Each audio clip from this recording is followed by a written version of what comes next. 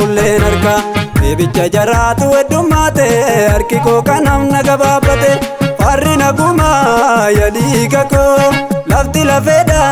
nannaalan koo naa bulii abboo hambaawwan koo siif jirra jennaa nu gaafra koo naa bulii abboo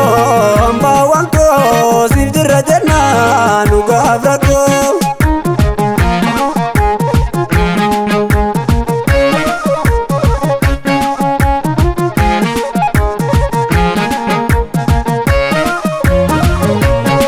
Lafti lafeedhaan ijaaramte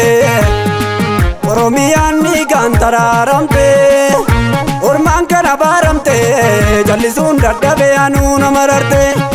Daalee abbaa koo isaan galaa baadhee fi jooru si argaa banfiigaa yaa ilmaan gurraalee nooru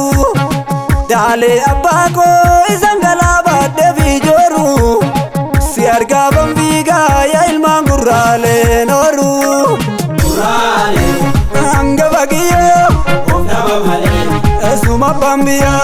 Mechi barode Biya dumbachu Sini alaka Ayona kubachu Murale Anga bagiyo Ofdaba male Esuma bambiya Mechi barode Biya dumbachu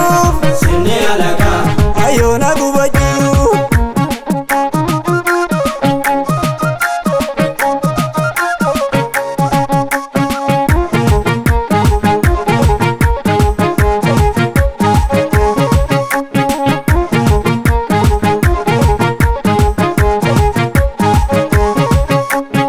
Jabako tikse sabab kali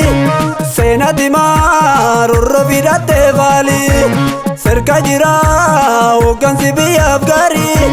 natti gori dumni labata mali jabako tikse sabab kali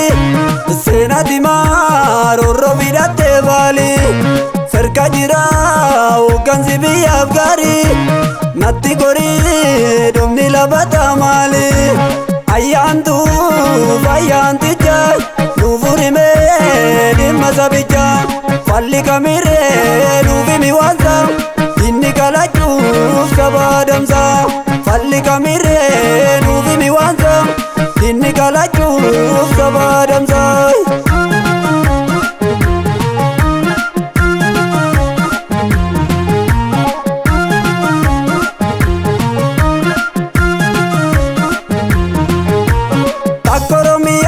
Kanulleen bakka nannu fanaafuu ani yoomaadha bulleen harka beebicha jaraatu heddummaate harki koo kanam na gabaabate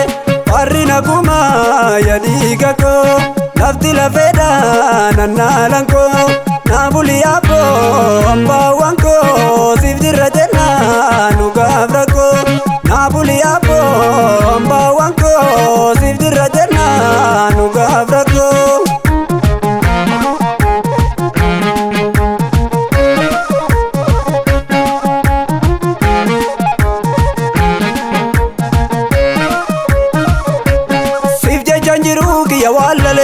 Akkan deebineef sirni haanole